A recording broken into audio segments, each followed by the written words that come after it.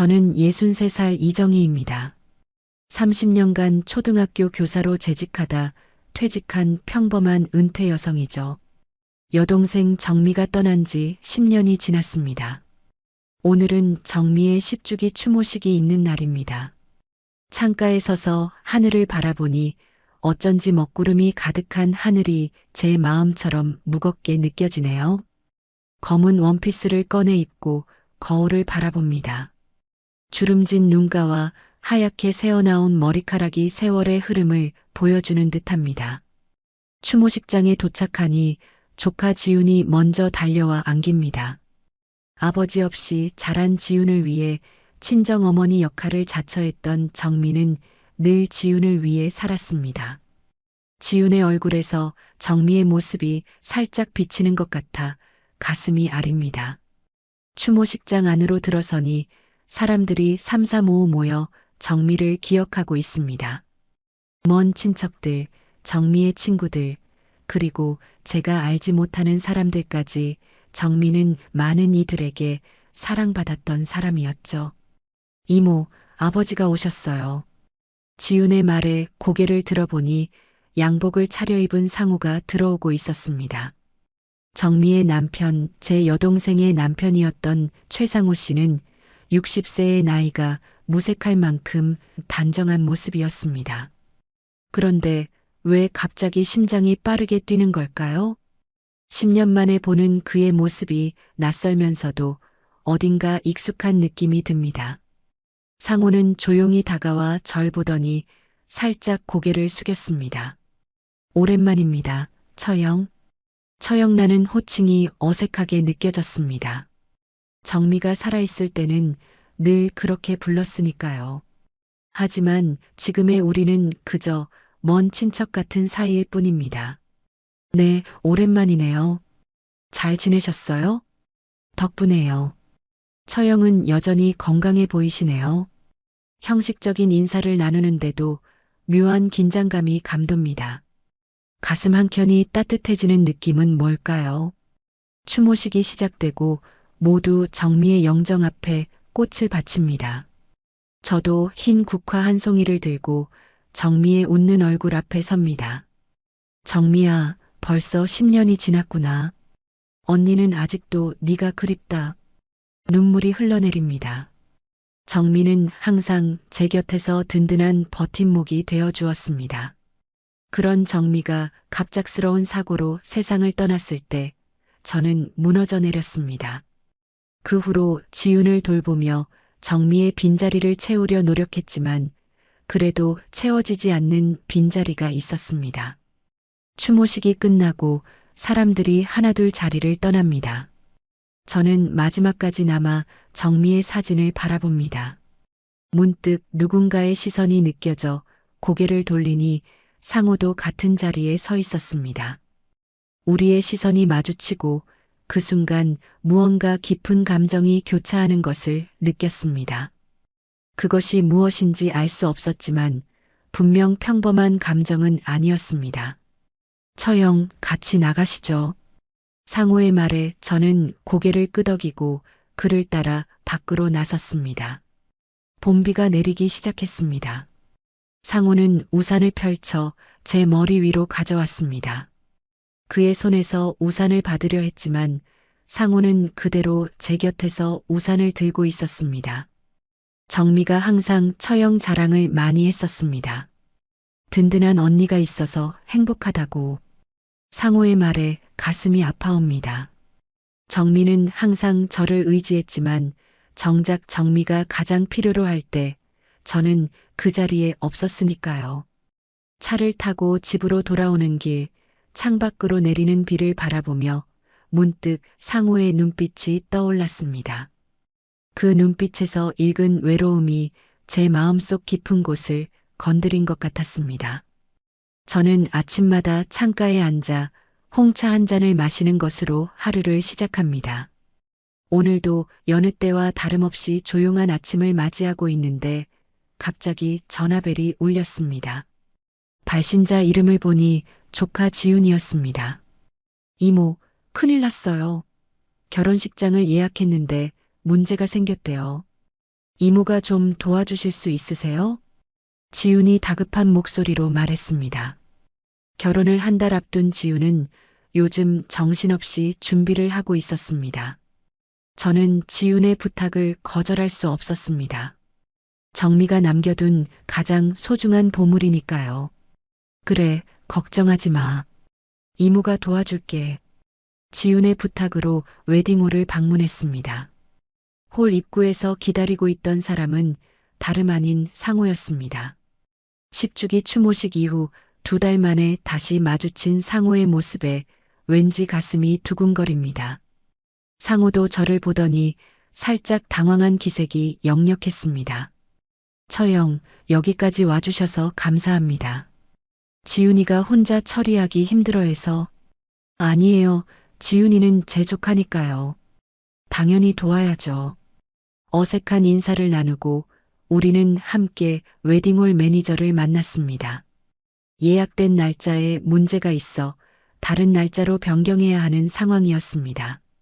상호는 침착하게 대화를 이끌어갔고 저는 그의 옆에서 필요한 의견을 제시했습니다. 덕분에 지훈의 결혼식 날짜는 일주일 뒤로 미뤄졌지만 더 좋은 홀을 예약할 수 있었습니다. 처형 덕분에 잘 해결된 것 같습니다. 이제 지훈이한테 좋은 소식을 알려줘야겠네요. 상호의 말에 저는 미소를 지었습니다. 그의 목소리에서 따뜻함이 느껴졌습니다. 정미가 상호를 선택한 이유를 새삼 알 것 같았습니다. 점심이나 같이 하실래요? 제가 감사의 표시로 대접하고 싶습니다. 갑작스러운 상호의 제안에 잠시 망설였지만 거절할 이유가 없었습니다. 우리는 근처 한식당으로 향했습니다.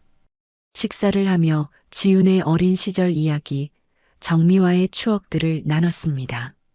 상호의 이야기 속에서 정미는 여전히 밝고 강인한 여성으로 살아 있었습니다. 정미가 떠난 후 저는 항상 지훈이를 위해 살았습니다. 그게 정미와의 약속이기도 했고요. 상호의 말에 저는 깊은 감동을 받았습니다. 10년 동안 홀로 지훈을 키워온 그의 노력과 헌신이 느껴졌습니다. 식사를 마치고 카페로 자리를 옮겼습니다. 커피를 마시며 우리는 더 많은 이야기를 나눴습니다. 정미가 없는 자리에서 이렇게 대화를 나누는 것이 처음에는 어색했지만 시간이 지날수록 편안해졌습니다. 지훈이 결혼 준비 때문에 자주 뵙게 될 것 같습니다.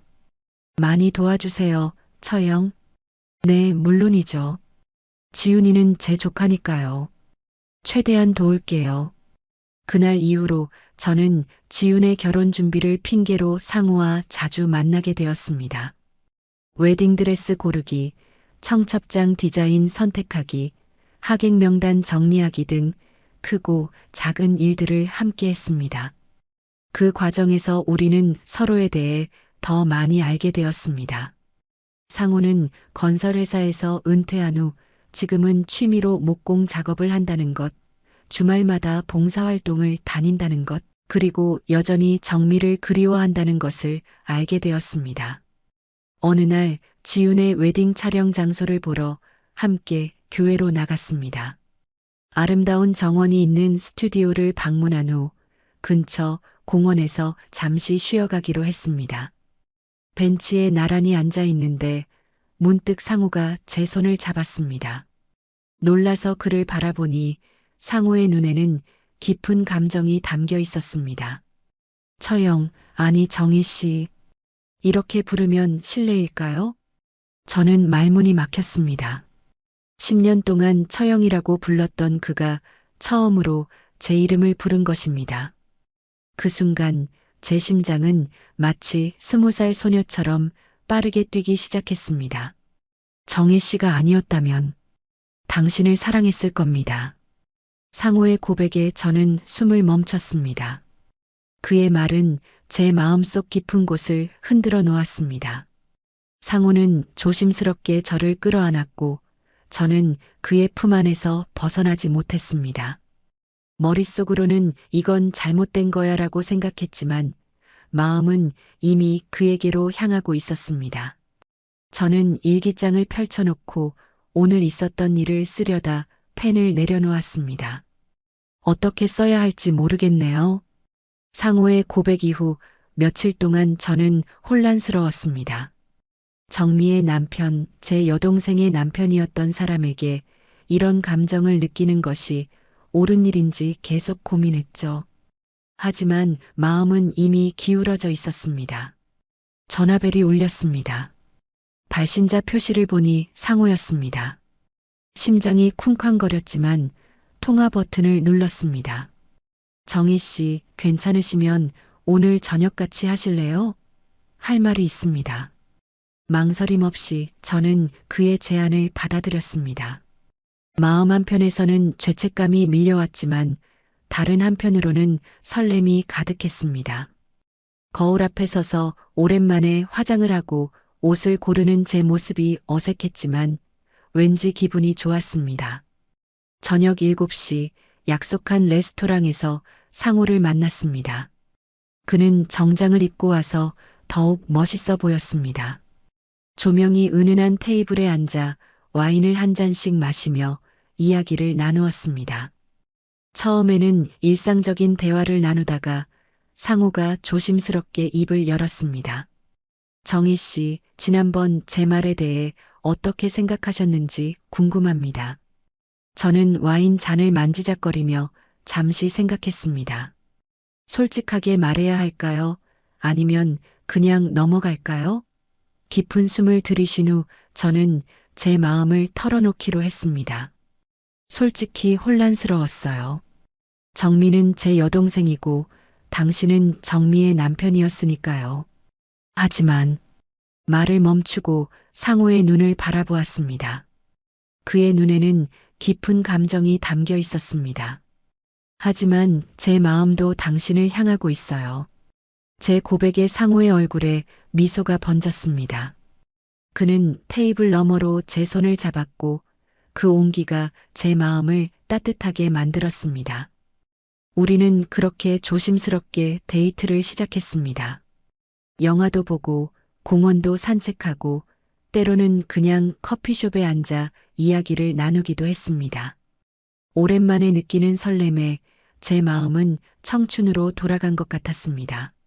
하지만 행복한 순간이 찾아올 때마다 정미의 얼굴이 떠올랐습니다. 정미의 사진을 보면 마치 그녀가 저를 지켜보는 것 같아 가슴이 아팠습니다. 때로는 밤에 잠을 이루지 못하고 생각했습니다.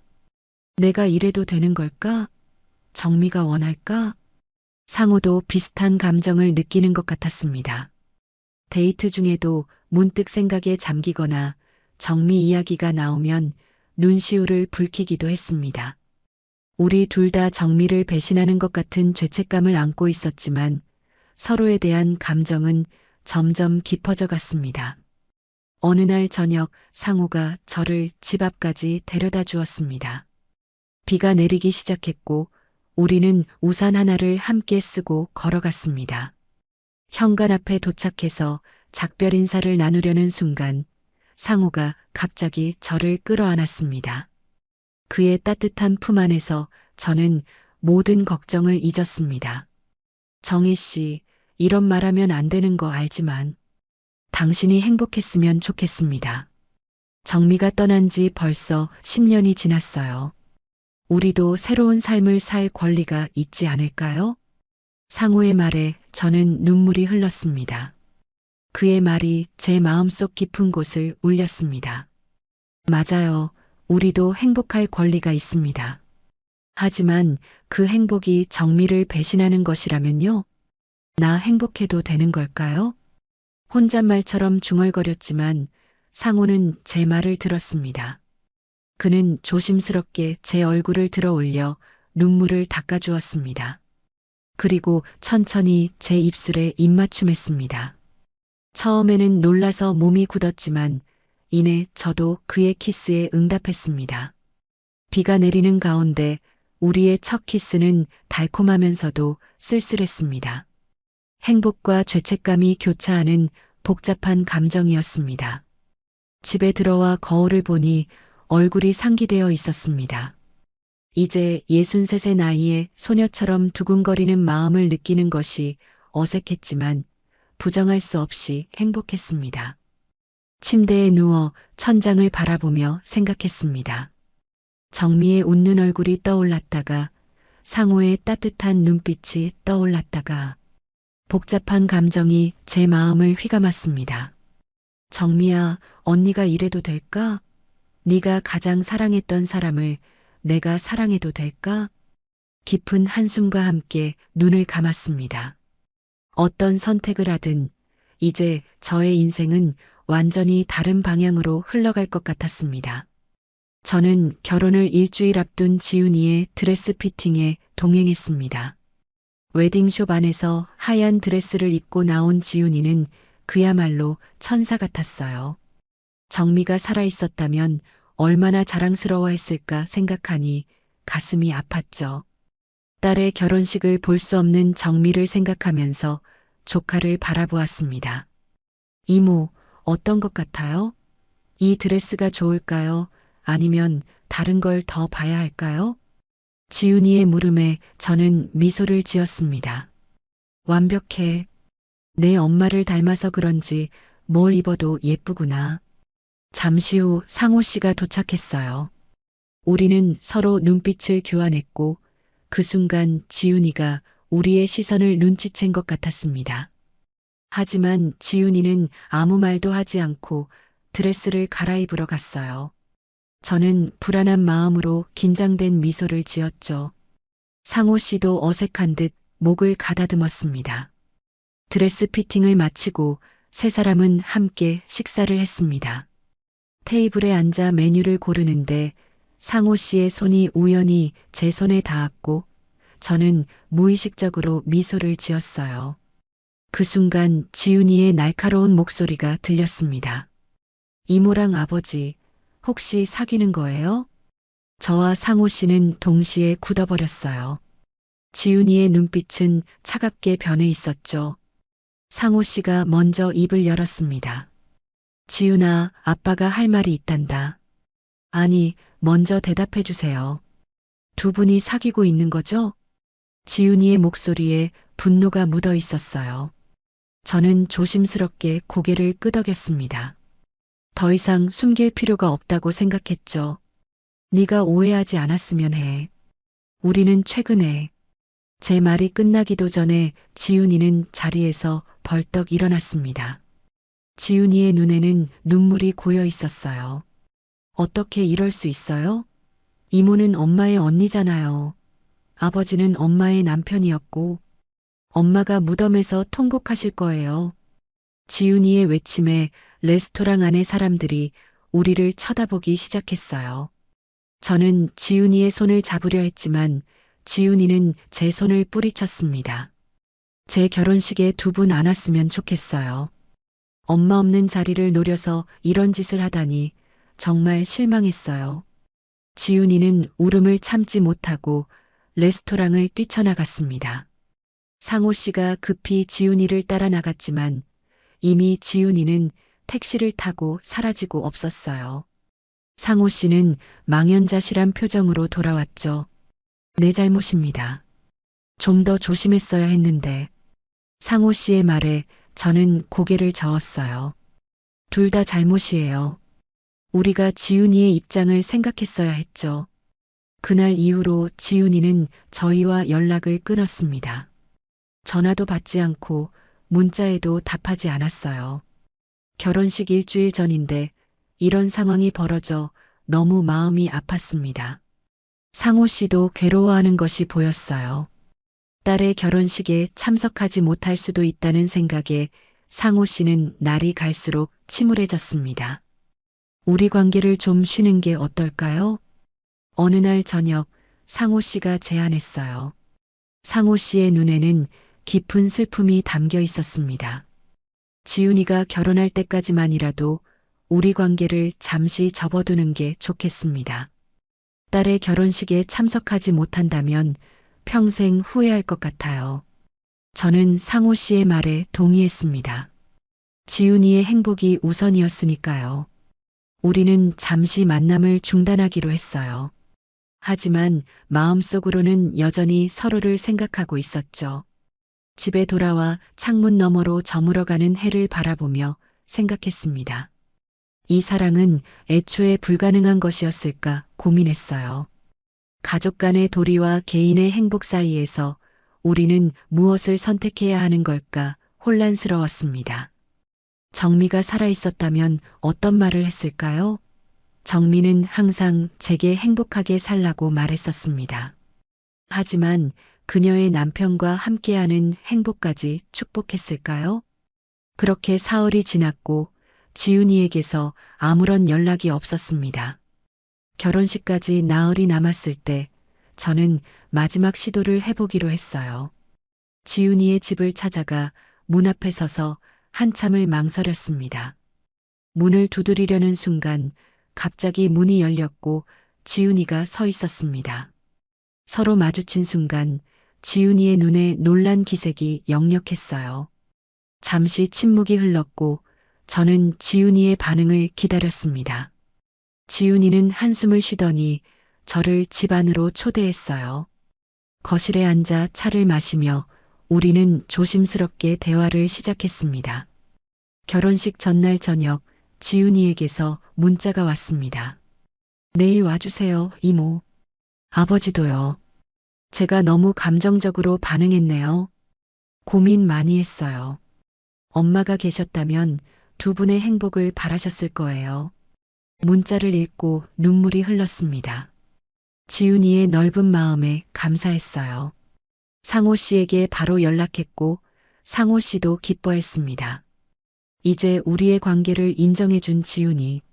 하지만 결혼식에서 우리는 여전히 그저 이모와 아버지의 모습으로만 있기로 했습니다. 아직은 다른 가족들이나 친지들에게 우리의 관계를 알릴 준비가 되지 않았으니까요. 지훈의 결혼식 이후 상호와 저는 조심스럽게 관계를 이어갔습니다. 아직 많은 가족들에게 알리지는 않았지만 지훈이 우리 관계를 인정해 준 것만으로도 큰 힘이 되었습니다. 가끔씩 지훈 부부와 함께 식사를 하기도 했고 그럴 때마다 제가 정미의 빈자리를 채워주는 것 같아 감사하다는 지훈의 말에 가슴이 뭉클했습니다. 어느 날 상호에게서 전화가 왔습니다.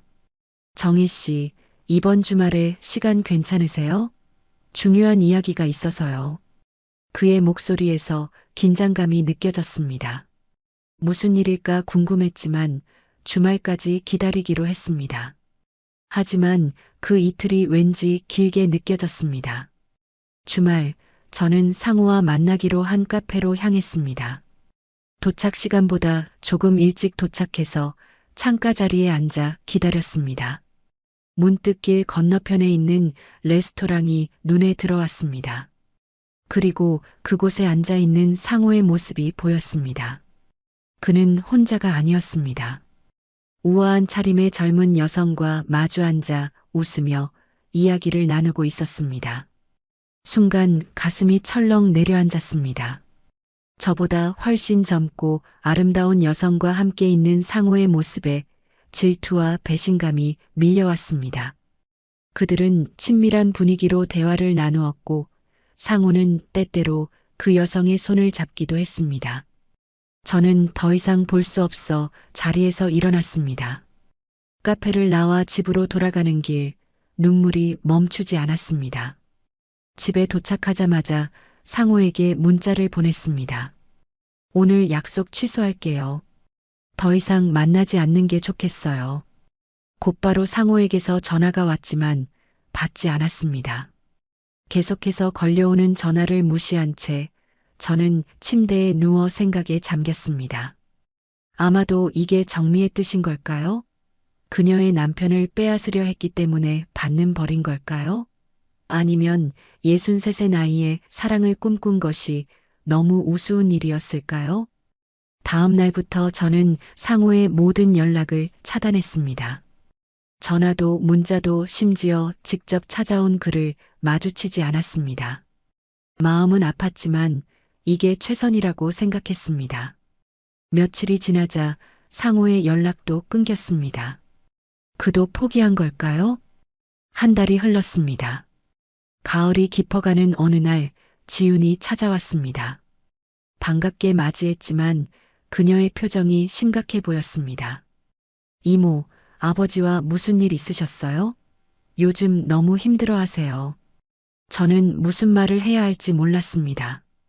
그저 우리 사이에 약간의 오해가 있었어. 라고만 답했습니다.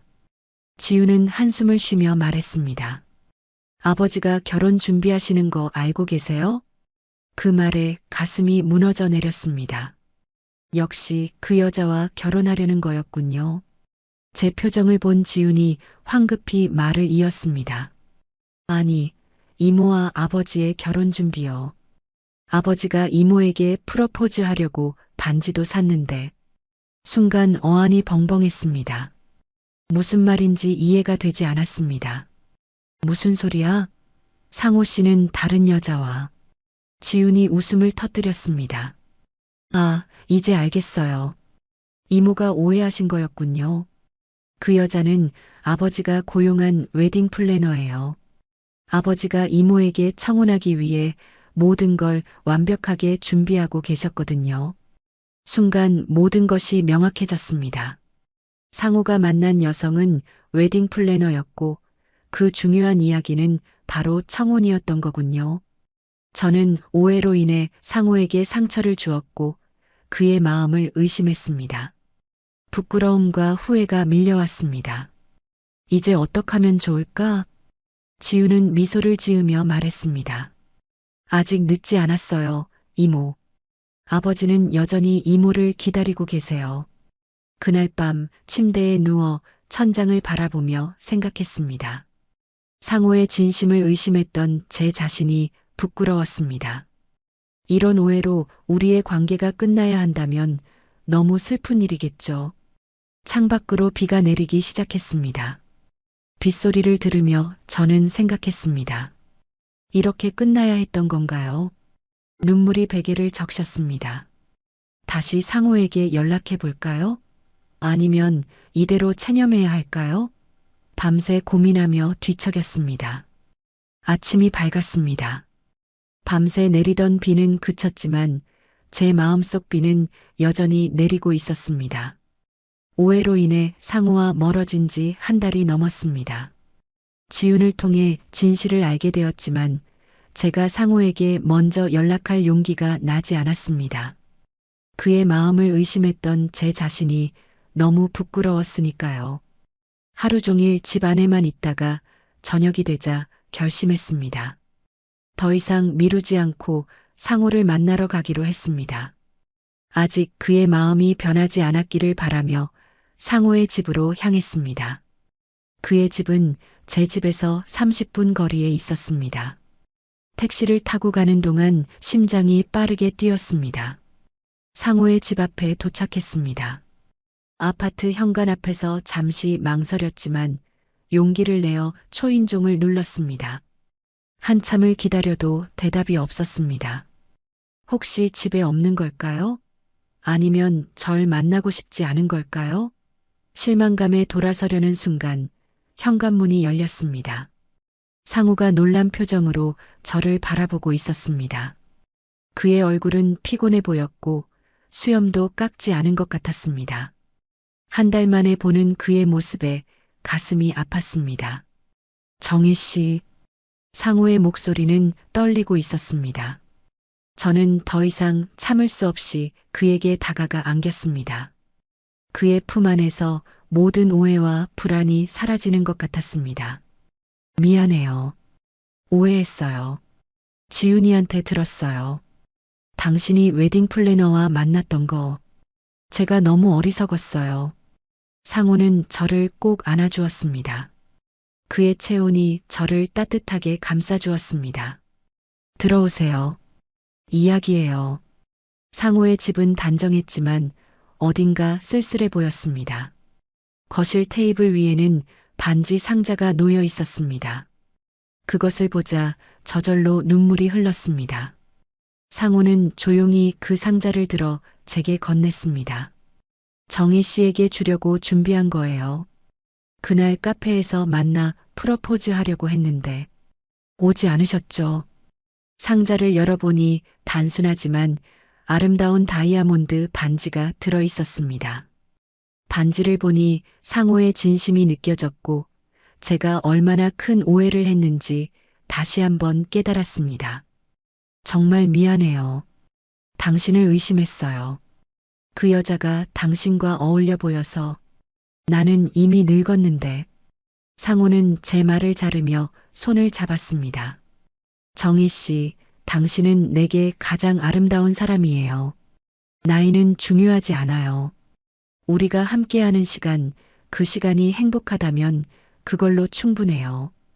그의 말에 가슴이 뭉클했습니다. 상호는 천천히 무릎을 꿇고 반지를 들어 올렸습니다. 늦었지만 지금이라도 물어볼게요. 정희 씨, 나와 결혼해 주시겠어요? 남은 인생을 함께 해 주시겠어요? 저는 눈물을 흘리며 고개를 끄덕였습니다. 네, 같이 살아요. 이제 정미의 가족이 아닌 이정희로서 당신과 함께 할게요. 상호는 제 손에 반지를 끼워 주었습니다. 그리고 우리는 서로를 꼭 안았습니다. 그 포옹 속에서 모든 오해와 아픔이 씻겨 내려가는 것 같았습니다. 처형이 아닌 이정희로 살아도 될까요? 상호의 물음에 저는 확신을 담아 대답했습니다. 네, 이제는 그저 한 사람의 여자로 당신의 아내로 살고 싶어요. 그날 밤 우리는 많은 이야기를 나눴습니다. 앞으로의 계획, 가족들에게 어떻게 알릴지, 어디서 살지 등등 모든 것이 새롭고 설레는 일이었습니다. 하지만 한 가지 확실한 것은 우리가 함께 한다는 것이었습니다. 결혼식은 소박하게 치렀습니다. 지훈 부부와 몇몇 가까운 친구들만 초대해 작은 레스토랑에서 식사를 하며 축하를 나눴습니다. 화려한 웨딩드레스 대신 저는 파스텔 톤의 원피스를 입었고 상호는 단정한 정장 차림이었습니다. 우리 나이에 맞는 소박하지만 따뜻한 결혼식이었습니다. 하지만 모든 가족이 우리의 결혼을 축하한 것은 아니었습니다. 제 오빠와 조카들 중 몇몇은 여동생의 남편과 결혼한다는 사실을 받아들이지 못했습니다. 어떻게 동생의 남편을 빼앗을 수 있느냐, 가족의 도리를 저버렸다는 말들이 저를 아프게 했습니다. 상호의 가족들도 마찬가지였습니다. 특히 그의 형제들은 우리의 결혼에 반대했고 연락을 끊기도 했습니다. 아픔이 있었지만 우리는 새로운 시작을 위해 모든 것을 내려놓기로 했습니다. 서울의 집을 정리하고 남해 바닷가 마을로 이사를 결정했습니다. 바다가 보이는 작은 집을 구입했고 그곳에서 북카페를 함께 운영하기로 했습니다. 교사로 일했던 제 경험과 책을 좋아하는 상호의 취미가 만나 새로운 일을 시작하게 된 것입니다. 이사하기 전날 저는 마지막으로 서울 집을 둘러보았습니다. 30년 넘게 살았던 이 집에는 많은 추억이 담겨 있었습니다. 남편과 함께 살았던 시간, 정미가 자주 놀러왔던 기억들, 모든 것을 뒤로하고 새로운 곳으로 떠난다는 것이 조금은 두렵기도 했습니다. 남해에 도착한 첫날, 바다의 풍경은 저희를 반겨주었습니다. 푸른 바다와 하늘, 그리고 따스한 햇살이 우리의 새 출발을 축복해주는 것 같았습니다. 작은 집이었지만 우리 둘이 살기에는 충분했고 1층을 개조해 작은 북카페를 열었습니다. 바다 책방이라는 이름의 이 카페는 곧 마을 주민들의 사랑을 받는 공간이 되었습니다. 어느 날 카페 문이 열리고 한 여성이 들어왔습니다. 그녀는 바로 제 언니였습니다. 언니는 우리의 결혼 소식을 듣고 가장 크게 반대했던 사람 중 하나였습니다. 그런 그녀가 직접 찾아온 것입니다. 정희야. 언니의 목소리에는 망설임이 묻어 있었습니다. 저는 잠시 그녀를 바라보다가 안으로 들어오라고 손짓했습니다. 상호는 그 순간 배려심 있게 자리를 비켜주었습니다. 테이블에 마주 앉아 커피를 마시며 우리는 조용히 이야기를 나눴습니다. 언니는 처음에는 어색해했지만 차츰 마음을 열었습니다. 정희야, 미안해. 네가 행복해 보여서 다행이다. 정미가 알면 이해할 거야. 네가 외로워하는 것보다 이렇게 누군가와 함께 행복하게 사는 걸 원했을 거야. 언니의 말에 눈물이 흘렀습니다. 그녀의 이해와 용서는 제게 큰 위로가 되었습니다. 그날 이후로 언니는 가끔씩 저희 카페를 찾아왔고 다른 가족들에게도 저희의 소식을 전해주었습니다. 천천히, 아주 천천히 가족들과의 관계도 회복되어 갔습니다. 남해에서의 삶은 평화로웠습니다. 아침에 일어나 바다를 바라보며 커피를 마시고 함께 카페를 열어 손님들을 맞이하고 저녁에는 노을을 보며 산책하는 일상이 행복했습니다.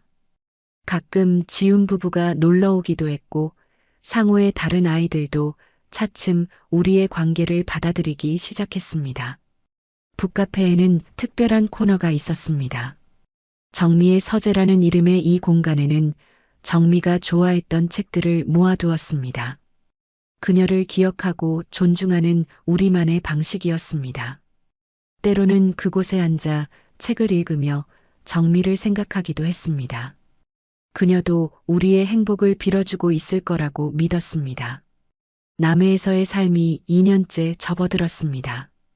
바다 책방은 이제 마을의 명소가 되어 주말이면 도시에서 여행 온 사람들로 북적입니다.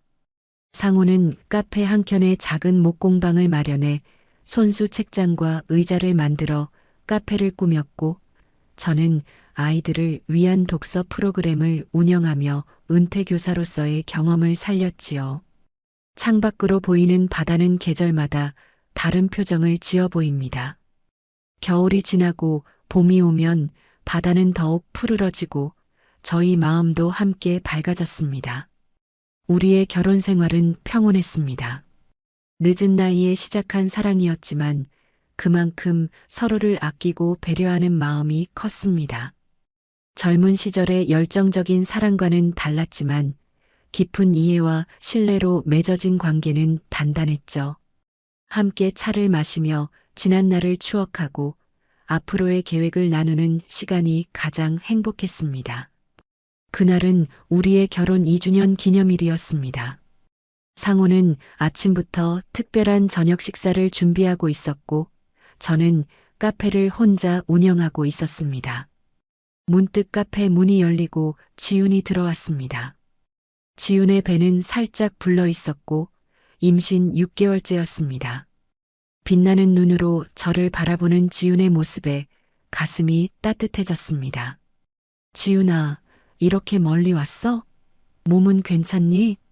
지훈은 미소를 지으며 저를 안아주었습니다. 네, 이모.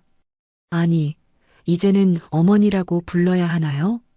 그녀의 말에 눈시울이 붉어졌습니다. 처음에는 우리의 관계를 받아들이기 어려워했던 지훈이 이제는 저를 또 다른 어머니처럼 여겨주는 것이 감사했습니다. 카페 창가에 자리 잡아 앉아 지훈과 함께 차를 마시며 서울 소식을 들었습니다. 가족들이 조금씩 우리의 결혼을 인정하고 있다는 이야기에 안도감이 들었습니다. 이모, 태어날 아기의 이름을 정미로 지으려고 해요.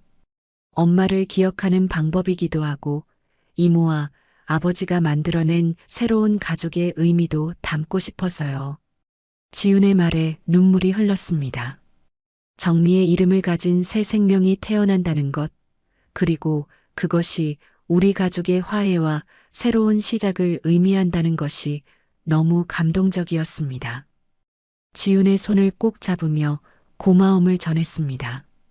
저녁이 되어 카페를 닫고 세 사람은 함께 바닷가로 산책을 나갔습니다.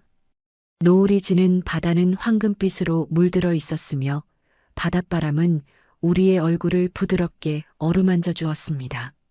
상호는 지훈의 팔을 잡고 천천히 걸으며 아버지로서의 조언을 나누고 있었고 저는 그 모습을 보며 미소 지었습니다. 이런 순간들이 제게는 가장 소중한 선물이었습니다. 집으로 돌아와 함께 저녁 식사를 하는 동안 지우는 문득 진지한 표정으로 말했습니다.